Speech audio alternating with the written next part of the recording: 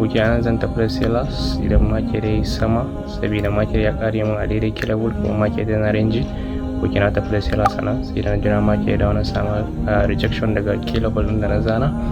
amma market kamar yadda muka ga in a range market ne market yana juya ne a tsakanin support da resistance idan market ya zo support zai juya in ya zo resistance zai juya yana jira market ya zo mun resistance bayan candle ya kare kasa da jira na zo na samu rejection sai na tafi da sellers sannan duk wanda yake so ya join din mu a Telegram akwai link a bayana idan ka shiga kai ka Telegram channel din mu direct sannan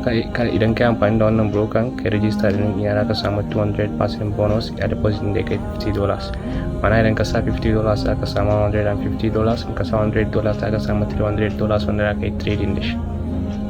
so bari mu jira mu ga market mai zai nan kun ga inda sellers ke pushing in strong daga key level din